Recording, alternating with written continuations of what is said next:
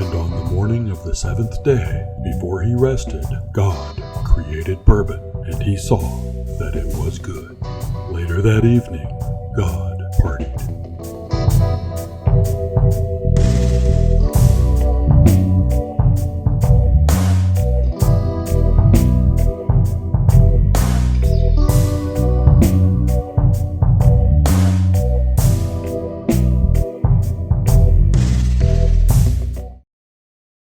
It's a beautiful night for bourbon. It's always a beautiful night for bourbon, especially on a night when I've got bourbon. And hey, you know I've got bourbon. We're going to jump right into the discussion tonight. We'll get to the bourbon. Well, actually, I think I'll get to the bourbon first. Oh yeah, that should get me going just a little bit. I needed to wet my whistle. All right, let's jump right into the discussion. Plato divided the world into the physical and the ideal. He believed the ideal, or the realm of forms, was superior to the physical. The ideal is eternal, and the physical is not. The physical is undergoing constant change, which is why it is not eternal. The physical is undergoing constant change and decay, while the ideal does not change. Since the material world is not eternal, it has to have a beginning, and it will have an end. However, he also believed that matter was not created from nothing, but was organized, i.e. assembled, into a universe that made sense and could be studied, and its laws could then be discerned. The world is also hierarchical and arranged from the most good, the forms, at the top of the hierarchy to the least good, the material objects and images, at the bottom. The form of the good, or the source of goodness, was at the very top of Plato's hierarchy, and as such, it exists in everything that is below. The good, for Plato, becomes God, with a small g, and Plato considers it to be the source of motion or change. Now, while Plato did believe in the existence of a single God from whom everything was set into motion, he also believed in the Greek pantheon of gods, who he considered to be intermediaries between the good and the human beings. However, Plato did not anthropomorphize these gods. Instead, he believed that the gods were good, moral, and beneficial to humans, not the jealous, rageful, vengeful gods that the Greeks worshipped. He thought they were wrong. He also believed that religion was necessary for civilization. However, he did not see the one God as being a personal being or as having a connection to humans. Thus, God was not God with a capital G. No, I think Plato viewed God with a small g to be a little more like, well, Elon Musk. All right, I'm kidding, of course. Elon is more like God with a capital G. Contrary to popular belief, Plato's most famous student was not the Big Aristotle. It was just the plain old regular-sized Aristotle, proving that one is not required to be over 7 feet tall to be a giant in the world of philosophy. Okay, that should be my last bad joke for a while. I know 2 in a row can be a bit difficult to deal with, but I'm not promising anything. However, it does make a good segue.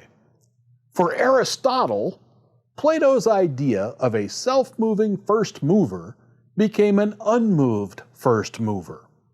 Aristotle was examining a chain of cause and effect, Z is caused by Y, which is caused by X, which is caused by W, and so on and so on and so on and so on and so on ad infinitum, or almost ad infinitum. Aristotle refused to believe that this chain could go on ad infinitum. He believed that there must be a first cause, an unmoved first mover. To him, this was God, but again with a lowercase g. Ontologically speaking, God is fundamental to the universe. It causes all of existence and might be equated with existence itself. However, Aristotle did not claim that God created matter. God and matter always existed, but it was God that set matter into motion, bringing about the universe. He also viewed God not just as the first cause, but also as the final cause. Everything moves from God, and then everything moves back to God as well. One might say, and I don't know that Aristotle is actually interpreted in this way, that if God organized matter and set it into motion, based on Plato's idea, that God then uses entropy to permit it to return to its original disorganized state. If one looks for meaning and purpose behind the actions of God, and again we're still talking little g here, it is found in the organization and return to disorganization of matter.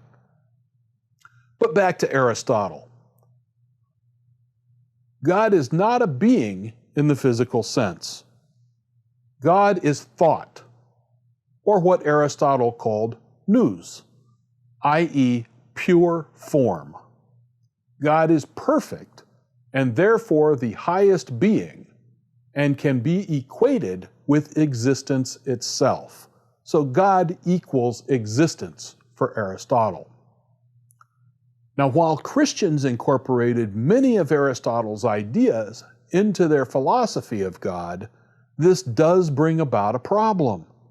Aristotle did not believe that God would show any concern at all for human beings. The thoughts of a perfect being would have to be perfect thoughts. Perfect thoughts would be about perfect things. If God is the only perfect thing, then God's thoughts would be only of himself. He would have no thoughts about imperfect humans. All right, time for another bad joke. I told you I wasn't going to promise I wouldn't make any more, just none for a while. But at least this time I'm warning you. If God's thoughts are perfect, and if he then thinks only of himself, God must be the perfect narcissist. Narcissism is then the only quality that is shared between humans and God.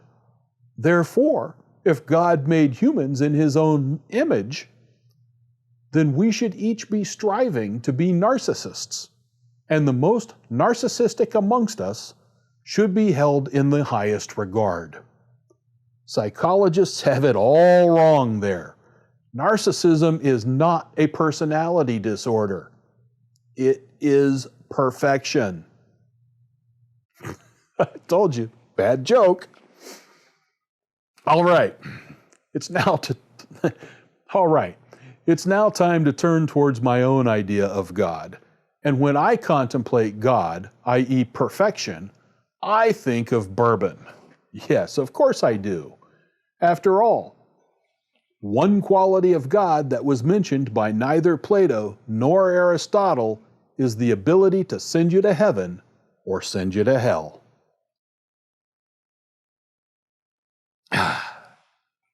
Bourbon is perfectly capable of both. If I drink a little bourbon tonight, I might just find myself in heaven. But if I drink a little too much bourbon tonight, in the morning, I might just wake up in hell. Tonight's bourbon is Maker's Mark FAE01. Yeah, I know, it was the same as in my last video, but I'm shooting them on the same night, and this is actually the same glass of bourbon. It's a pretty darn good bourbon. I really like it. It has a nice sweet taste. Like I said in that video, it reminds me a little bit of donutty type cinnamon rolls, those deep fried kind, you know, and then they've got that thin glaze on them. Oh, man, those things are so good, and I haven't had one in more than 2.5 years. Yeah, I'm on a low-carb diet now. And fortunately, this is a no-carb drink.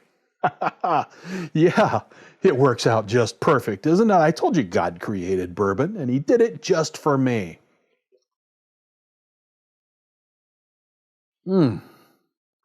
Yeah. If you like my videos, hit that like button, subscribe to the channel, leave a comment down below. What do you think? Bourbon equals God equals perfection. Yeah, or not. Let me know. Anyhow, thanks for watching, and y'all come back now. You hear?